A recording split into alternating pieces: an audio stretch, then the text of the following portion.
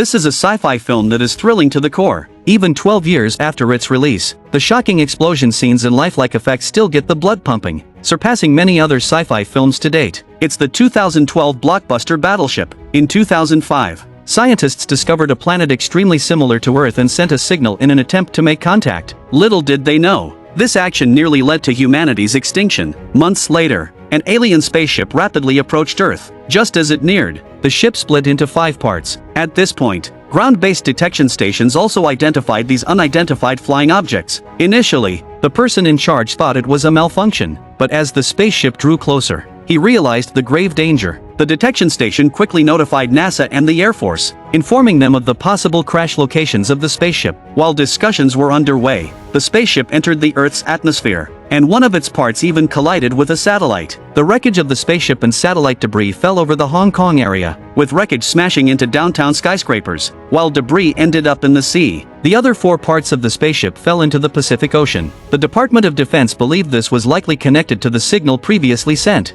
and now they had indeed received a response from aliens, who had come directly to Earth. Previously, in the Pacific Ocean, multiple nations' navies were conducting joint military exercises. They soon received an emergency notification and dispatched 3 warships to investigate. They quickly spotted the spaceship through telescopes, but it was invisible to radar. The captain immediately ordered his crew to take a small boat to inspect the distant unidentified object. Lieutenant Alex Hopper, the protagonist, was one of those aboard. As the small boat slowly approached, Lieutenant Alex Hopper quickly jumped onto the floating deck. He discovered that it was definitely not an object from Earth. Looking at the massive structure before him, Lieutenant Alex Hopper felt uneasy, yet he was eager to approach the spaceship. He cautiously stepped forward, but as he reached out to touch it, he was thrown back by a burst of electricity. Lieutenant Alex Hopper's action unexpectedly activated the ship's defense system, which instantly shot 2 beams of white light into the sky, forming an energy wall that isolated the rest of the troops behind him. All communication devices were rendered useless,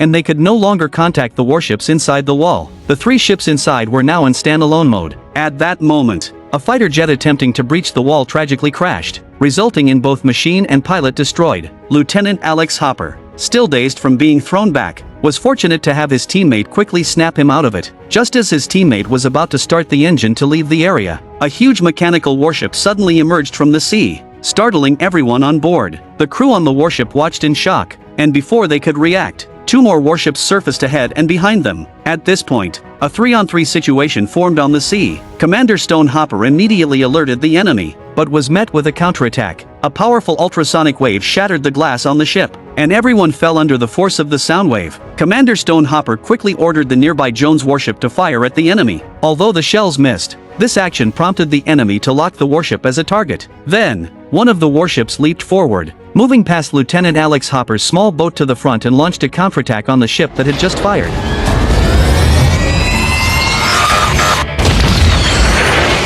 Although their gunfire intercepted some of the shells, one still hit the deck, destroying equipment on board, and the captain and chief of staff were unfortunately killed. Everyone immediately went into battle mode, and the 3 people on the small boat fired at the enemy warship. They were quickly targeted, but the shells did not hit them. Commander Stone Hopper, piloting the Pearson, rushed forward at full power and ordered to fire. Soon, the Pearson was targeted, and several shells flew rapidly toward it, with one striking the hull. The explosion destroyed part of the ship's bottom, and a large amount of seawater flooded into the cabin, trapping many crew members underwater. Still undeterred, Commander Stone Hopper ordered another attack, unknowingly provoking the enemy even further. The enemy instantly fired several shells, and every single one hit the warship, completely destroying the Pearson. Lieutenant Alex Hopper could only watch helplessly as Commander Stone Hopper made a heroic sacrifice. They had never imagined that the enemy's weapons would be so powerful. Then, Lieutenant Alex Hopper and the 2 others immediately returned to the Jones, and since the captain and chief of staff had been killed in the earlier explosion,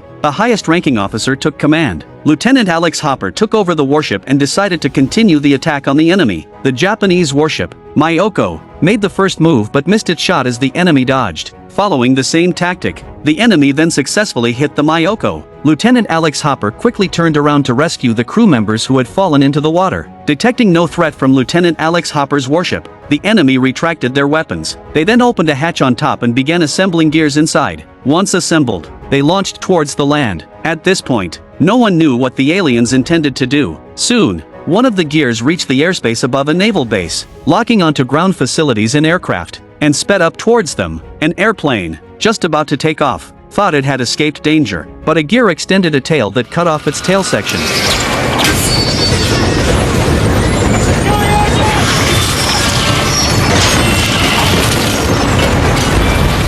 Other gears targeted the city's roads and then moved under a bridge to wreak havoc, causing numerous vehicles to fall into the space below the bridge. At this moment, people were still unclear about what exactly was happening. Meanwhile, a small spacecraft arrived near the radar station. When the hatch opened, an armored alien stepped out and targeted several radars on the mountain. It turned out that the spaceship wreckage that had fallen in Hong Kong contained alien communication devices. Their goal was to use these radars to contact their own planet. At this time, Lieutenant Alex Hopper's girlfriend, Sam, and Lieutenant Colonel Mick Canales were on this mountain. Soon, the management police arrived and urged them to leave the area quickly. They also informed them about the alien presence, and that the Navy was fiercely resisting the aliens offshore. This made Sam worry about Lieutenant Alex Hopper's safety, but retired Lieutenant Colonel Mick Canales expressed his desire to see the aliens with his own eyes. Ignoring the police's advice, the two continued forward and soon came across police vehicles, but no one had survived. Realizing something was wrong, Lieutenant Colonel Mick Canales prepared to leave, but the car keys were on one of the officers. Fortunately,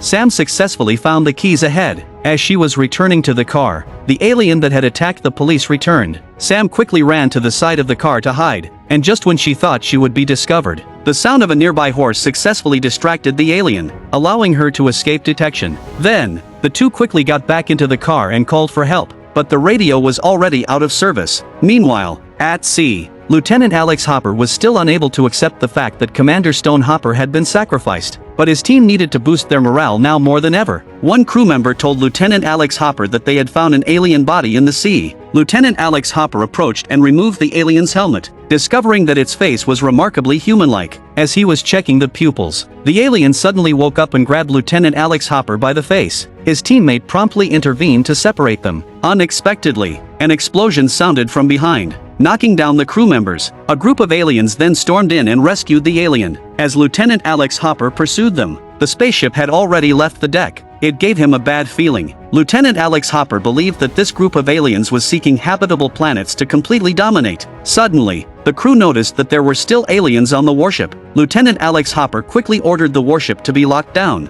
and then led a team to search for the enemy's position, unaware that the enemy had already reached the engine room. Just as the enemy was about to destroy the equipment, Lieutenant Alex Hopper fired continuously at the alien, but the bullets couldn't penetrate the armored suit, and he was quickly knocked down by the enemy. At that moment, Petty Officer Cora Wepsrakes arrived just in time and drew the enemy's attention by opening fire. Lieutenant Alex Hopper quickly told her to head to the control room while he lured the alien onto the deck. As the enemy closed in, Lieutenant Alex Hopper was near the edge, but fortunately, his teammates quickly reached the control room and aimed the turret right at the alien's head. However, in the next second,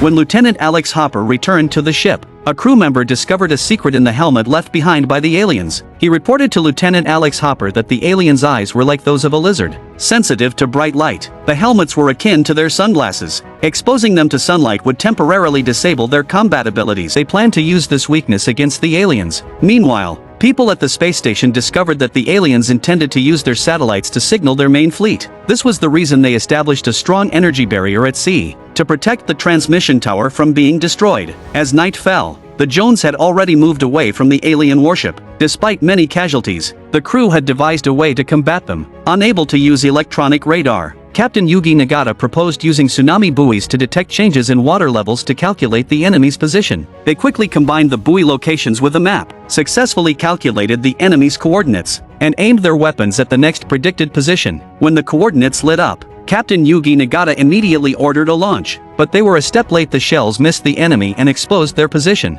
Two enemy warships then changed course and headed straight for them, launching several cannonballs at the Jones. Seeing this, Lieutenant Alex Hopper timed it perfectly, ordering the ship to reverse at full speed, successfully dodging the enemy's fire. Captain Yugi Nagata seized the opportunity to fire as the warship approached the predicted landing spot, launching 4 cannonballs simultaneously towards both sides, and this time they successfully hit the enemy. Just when everyone was celebrating, the buoys detected another enemy warship approaching quickly. However, this cunning warship didn't play by the rules, and Captain Yugi Nagata couldn't pinpoint its position. To successfully take down the last warship, Lieutenant Alex Hopper steered the remaining warship near the small island where the aliens were signaling. With only 4 hours left before the signal was to be sent, they had to destroy the satellite on top before the launch. They then docked the warship at the shore, and Lieutenant Alex Hopper and Captain Yugi Nagata positioned themselves with sniper rifles waiting for the enemy. Soon, the alien warship jumped into view and aimed multiple weapons at the warship, not knowing they had fallen into Lieutenant Alex Hopper's trap. As the sun came up, the strong light shone directly into the cockpit. In the next second, the two snipers took their chance and shattered the cockpit glass,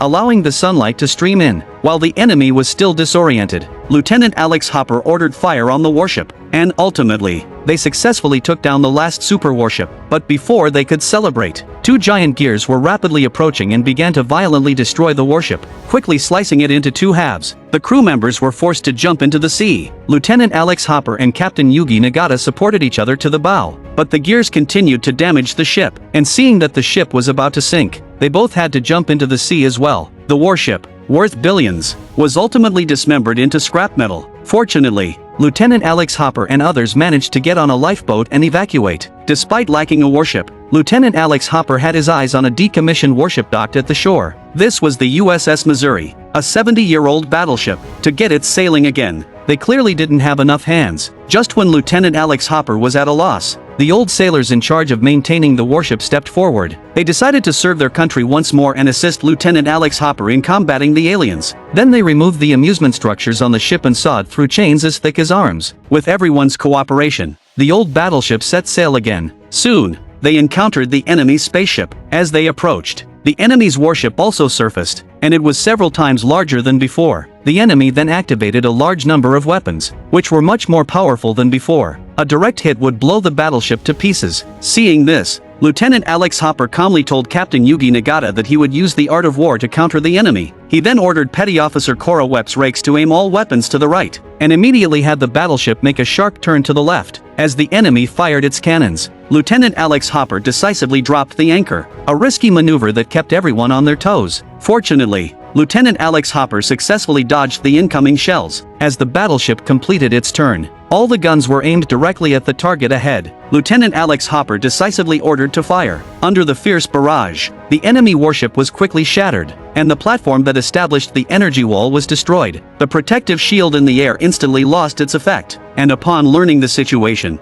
Admiral Shane immediately ordered all fighter jets to strike simultaneously. Meanwhile, on the mountain, the aliens had connected to the satellite and started sending a distress signal into outer space. Just then, Sam drove out and crashed through the fence directly into the machine. The violent impact immediately halted the transmitter, but her foot was stuck in the driving seat. Seeing the alien approaching, Lieutenant Colonel Mick Canales calmly stepped out of the vehicle and faced the alien in a one-on-one duel. During the fight, Lieutenant Colonel Mick Canales seized the opportunity, continuously hitting the enemy with his prosthetic limb, and took off the enemy's helmet. The alien, exposed to sunlight, couldn't see Lieutenant Colonel Mick Canales clearly. Under Lieutenant Colonel Mick Canales' heavy punches, the enemy soon lost the ability to fight back. Meanwhile, Sam successfully freed her legs and everyone quickly fled the area. At this moment, Lieutenant Alex Hopper had only one shell left, but to successfully launch it, they needed to manually lift the 1,000-pound shell to turret number 2. In desperation, everyone could only grit their teeth and lift it up. As the aliens at sea still sought to attack and reassembled their gears, Lieutenant Alex Hopper would not give the enemy another chance this time. The shell successfully destroyed the transmitter on the mountain, but the enemy's gears had already arrived in front of them. In the next second, all air forces arrived in time and successfully destroyed the gears in the air, ultimately blowing up all satellites on the mountain. The air forces also turned the enemy's super warship into scrap metal, and they finally won the battle. At the end of the movie, the Navy awarded the highest honors to everyone for their courageous efforts. Without their brave resistance, the consequences would have been unimaginable. Lieutenant Alex Hopper also became the youngest commander and gained the approval of his future father-in-law. The movie not only witnessed Lieutenant Alex Hopper's bravery and strategy on the battlefield but also his transformation from a naive young man to a responsible Navy officer. Life is like a whetstone. We need to continuously sharpen ourselves through setbacks to become stronger. In the end, life is more splendid because of our journey. I am a movie enthusiast. Thank you for watching. See you next time.